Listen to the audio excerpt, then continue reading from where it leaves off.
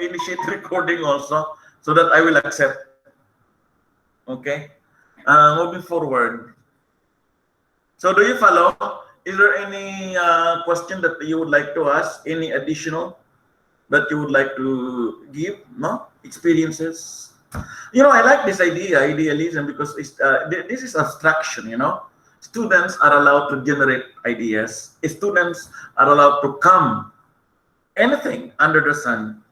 And if you're going to do that, you can actually breed creativity. You can actually hone the critical thinking skills of our students. And of course, you can always hone the, let's say, originality of every student, every single student. No, they must not be penalized with new ideas that they generate, particularly in the class. All right, moving forward. No, so what are the methods of instruction that we'll be using? Most probably it's a lecture from time to time because we need to input new knowledge. No, but of course the primary method for teaching is dialectic. All the time it will be discussion, no, exchange of ideas.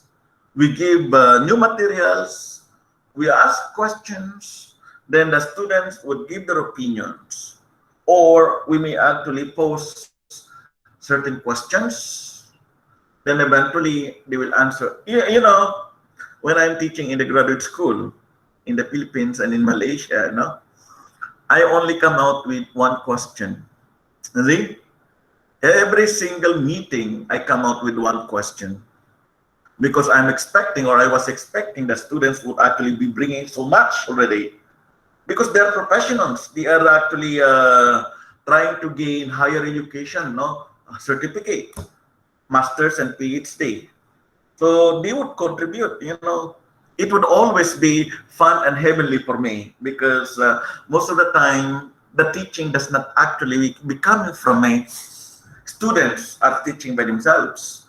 Because the cohort of students that I would have would be around 5 to 10, Group of 5 or group of 10, maximum 10.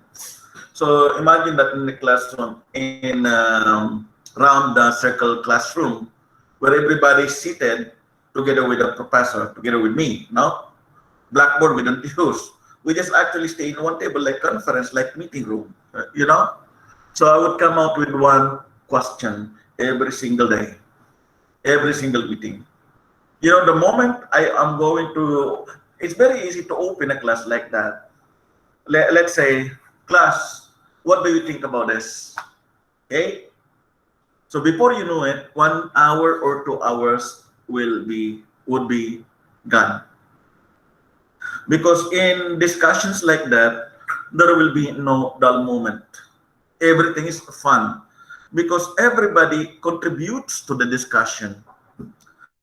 And this is heavenly for teachers, If you're going to teach us, I'm going to instruct you later on in the classroom for a 1 hour period, supposed to be, the teacher may speak only a maximum of 15 minutes, provided the students are ready and prepared. Whereas the 45 minutes, it can be done by the contribution, or it can be attributed on the contributed of students, like group work, group report, group analysis, group discussion. You see? So that's basically the idea here in idealism, and this is perfect for all people like you. All, I'm very sorry, but they say all people learn different way, different things, in different aspects. That's the reason why the process of teaching you is different from how we teach our undergraduate. In the undergraduate, that means to say ordinary BSN, we call that process as pedagogy, Pedagogy is the process of teaching students using spoon feeding. Pedagogy comes from the root word pedia, children. So children does not have much, so you have to feed them, So if you're going to utilize that in the classroom instruction, you say pedagogy, you have to feed them. Most of the time lecture works also, because the process of exchange of ideas is only one way, from teacher to the students. While you, since you are adult learners, we call your concept as, or the process as andragogy, Adult learners, or supposed to be, we introduce new topic, new question, then the adult learners will be learning on their own, and when they come out and attend the meeting the following day or the following time, then they have something to contribute. No? So here, the methods of instruction in idealism would actually always be dialectic. In dialectic, you are going to ask the students to participate in the discussion of a problem, analyze the problem. You have to synthesize new ideas or new information, because anyway, when there is exchange of ideas among the group of people, a group of 5, a group of 10, for instance, in the classroom, definitely how many heads will actually be running at the same time during that time, especially when there is a heated debate, a heated and cordial debate. No, it happens in the classroom. It happens in when you are going to take your master's degree or you are going to take your PhD. No. It happens then. 1 hour or 2 hour may seem to be very short. See, because you enjoy sharing your opinion. We enjoy understanding the opinion of others. Also, in that case, if there will be exchange of opinion, you can come out with new concept. You can come out or you can agree upon with new knowledge. And later on, apply that new knowledge with your life. That is actually the meaning of this. So it's heavenly for us, you know. Imagine the class is ready. Imagine the class is prepared. I come to the classroom. I only tell you one sentence, one question, and everybody from left to right will contribute. Everybody will tell their opinion, not answer only whenever I ask. Everybody can butt in and change their and tell their opinion to the class. This is actually the ultimate goal in idealism as a method of instruction, if you're going to utilize this philosophy. No? Always take note, idealism originated from Plato, Aristotle, and Socrates. All right. Now, the coverage in the curriculum. Here, isn't it what is curriculum? This is the program of study that you have outlined over the years. See, at BSN, we have 2-year curriculum. All the subjects are spelled out. When you're going to BSN, 1 to 4, all the subjects are spelled out. No, there must be subject that will be taken the first semester, first year, second semester, first year. So it's just like that. It's arranged like that. No. Now that's the reason why here in curriculum we need to incorporate classics. We need to incorporate humanities. Because this is the only, although you are going to study nursing, you're studying nursing, you should know how to think also. You know, you should appreciate poetry. You know, in our curriculum, if you're going to look at the curriculum of BSN in the Philippines, the first year, we are studying philosophy, you know, ethics, not nursing ethics that we know of, but ethics in philosophy. No, we are studying logic. We studied word literature, word history. No, these are all incorporated because as a person, you must have to think holistically, not only as a nurse, because that's not what we want. The only thing that is actually happening right now is that the emphasis for college education is very much on discipline. It is very much on skills. We do not want that. We want that our students would be holistic. So that, you know, when you're going to make decisions, you may always look into the readings that you have in humanity, the readings that you have in classics. You know, classics. You may actually recall the work of William Shakespeare, the work of John Eyre, Charlotte Bronte. You're familiar with that? Leo Tolstoy.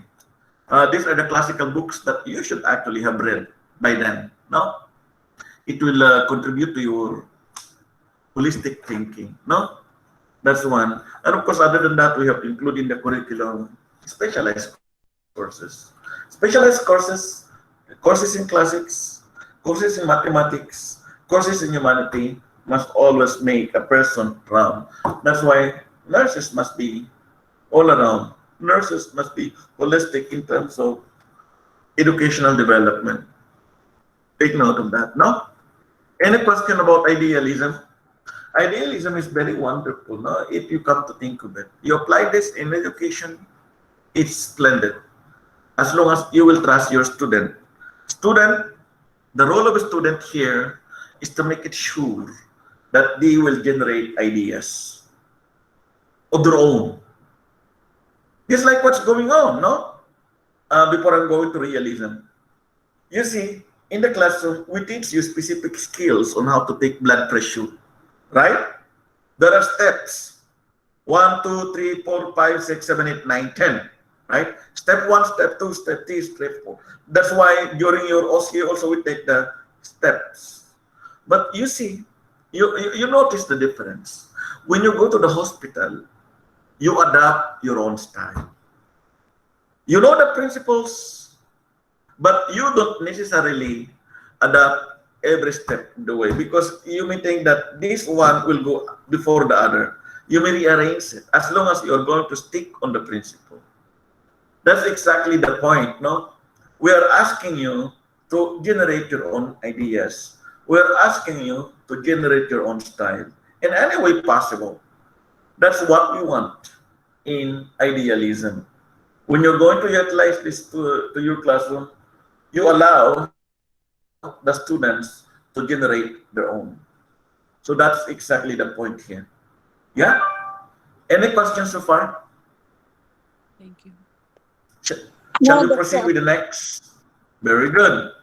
Another one. So we are done with, see, we are finished already with 4 very important concepts of philosophy. No? 1, metaphysics. 2, epistemology. 3, axiology. 4, idealism. 5th, realism. Okay? What is the meaning of this? Looking at the word by itself. What do you think? Anybody?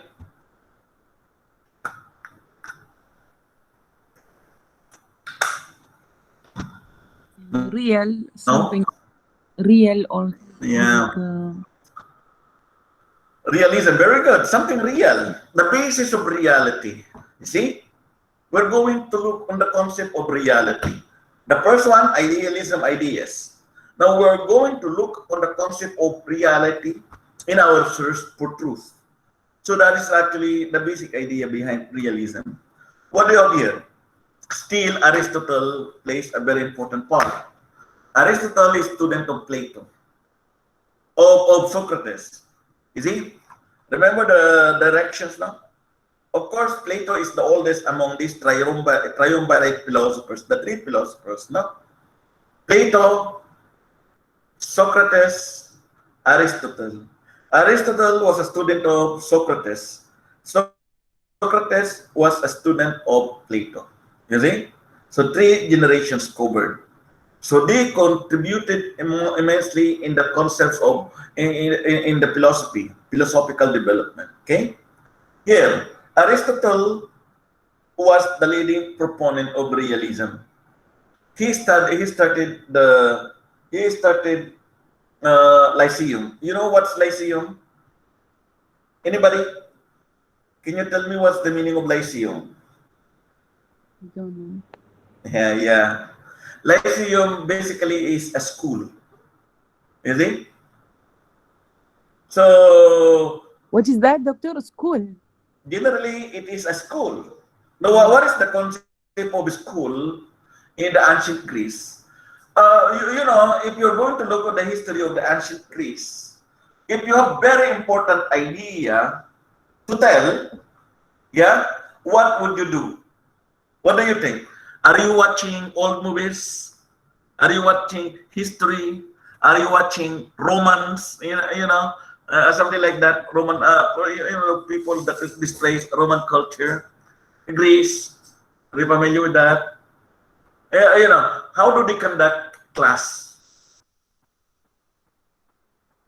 Anybody? Come on. You see, the school that we know of is, we call that as formal education, because there should be a classroom, there should be a curriculum. If you're going to conduct class here, everything goes under the sun. Anything may be asked. You have to be very ready, you know. So where do we conduct school? Now, if you are, let's say if you are Aristotle, where do you conduct your discourse? Anybody? Come on, I challenge you. Hmm. In the open space, in the public, most of the time in the marketplace. Why in the marketplace? Anybody? In the Because there marketplace? is a lot of people gather actually near the marketplace, so all they will listen. Very good. Traffic. People. There is people. There are people. Very good. No, there are people in the marketplace. Imagine if someone in the marketplace, someone talks in the marketplace right now. What do you think of them? Listen, you are going to tell. Listen, I have an idea to tell you in the marketplace. Yeah. What do you think right now? Maybe you're going to think that they are crazy, isn't it? But during the time of Aristotle, it was not like that. No, if you have something interesting to say, you're going to say it.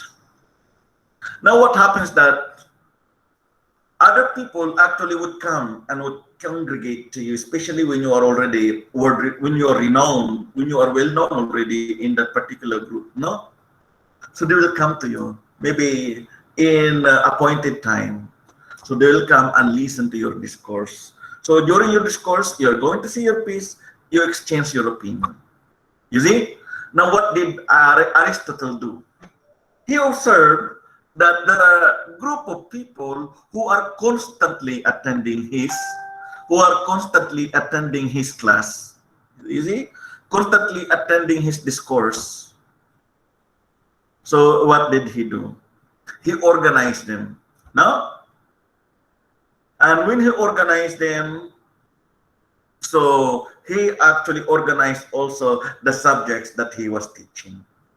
Therefore, school concept was created because of that. He was able to create a curriculum. He was able to create the school based on that. You get the point, no?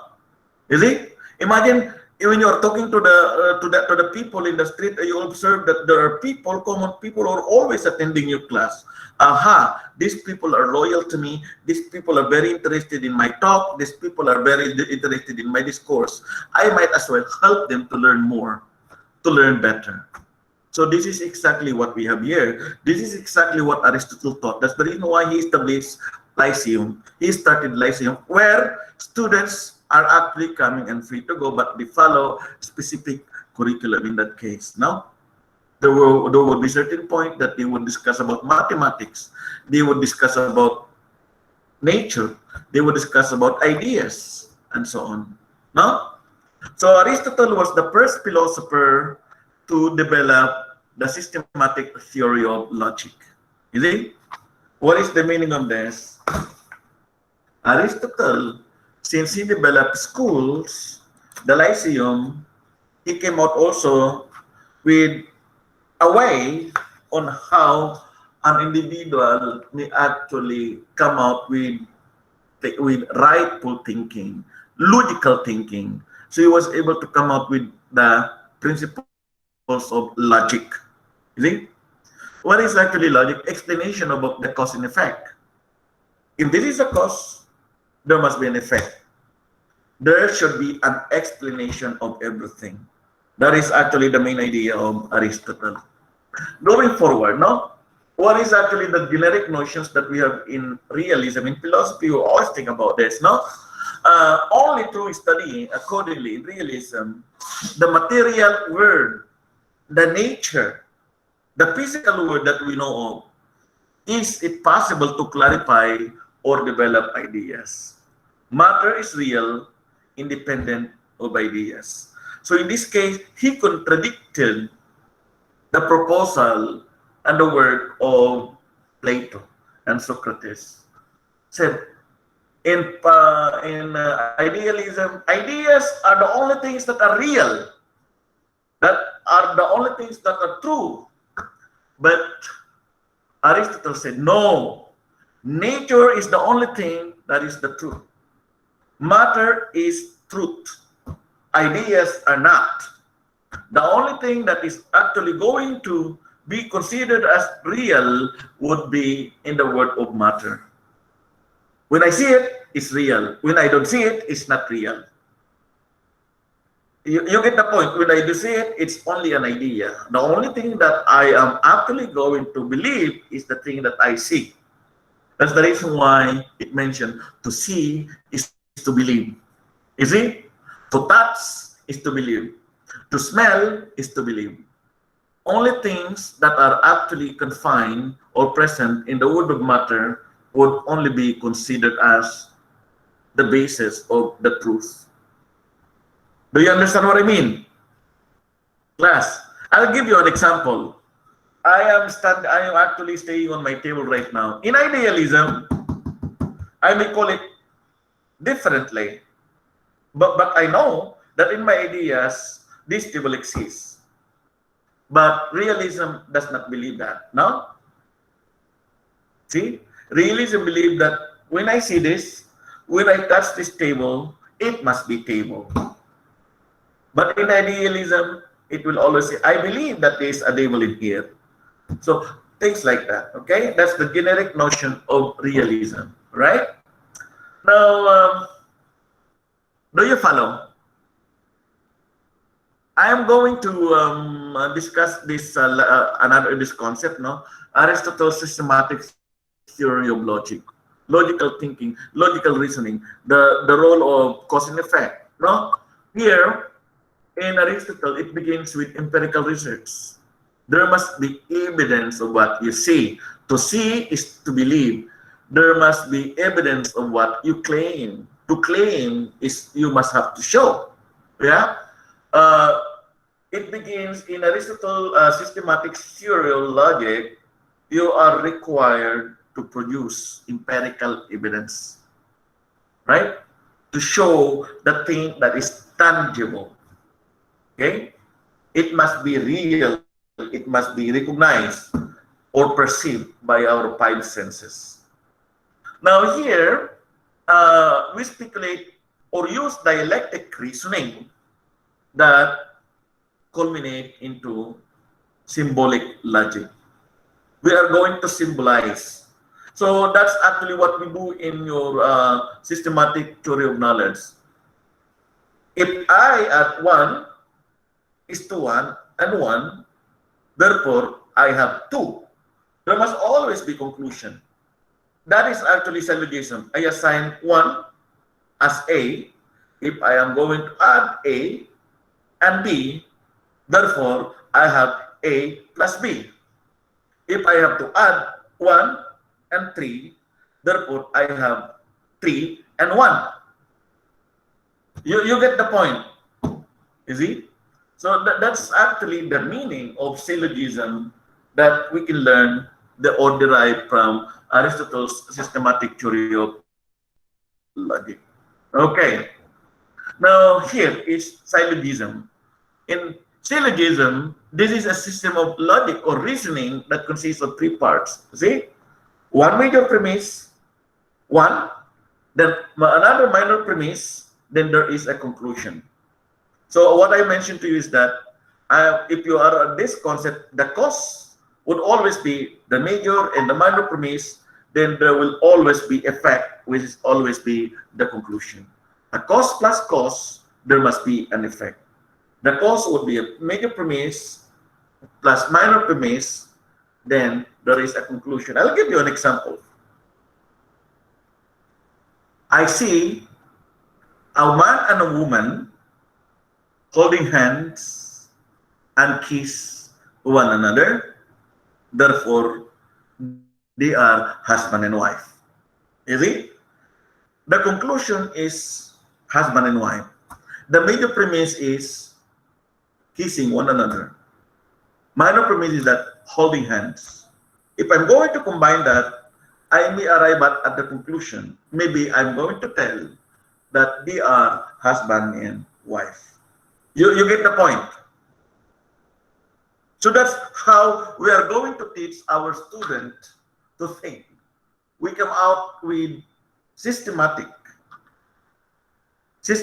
generation of ideas coming from major and minor premise to make a very good conclusion. Anyway, any questions so far? I will check your attendance. I will end the lecture here. If you have any question, you just actually inform me or you can call me anytime, okay? Any question? Thank you, Doctor. I will Thank record you, my Doctor. hand. Yeah, Thank can you, I Doctor. take the attendance? Okay. All right. Abdullah, you're there. You're the first person, no? Okay. Yeah, Abdullah. Alia, I saw your name a while ago. Alia, you're Yes, there? Doctor. Yeah, I'm here. Asma, Yes, doctor. Good afternoon. How are you? good afternoon to Asma Sulaiman. Oh, 3 meetings already that she is not coming, huh? Asya, Yes, Doctor. Yes, Mas Raymond. Hello, yes, okay, Doctor. okay. Somebody's having lecture already. So, Elizabeth,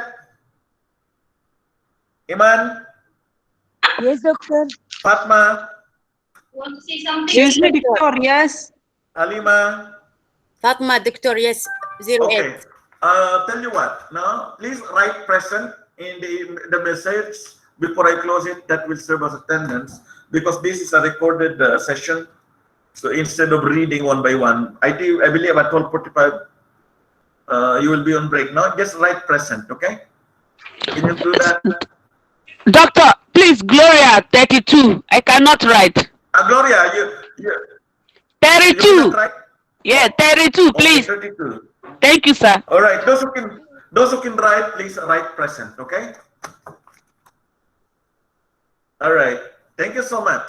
Before I close it, once that you said present, then you are ready to leave. You may leave the group, okay? Okay, thank you, doctor. Bye-bye. Yeah.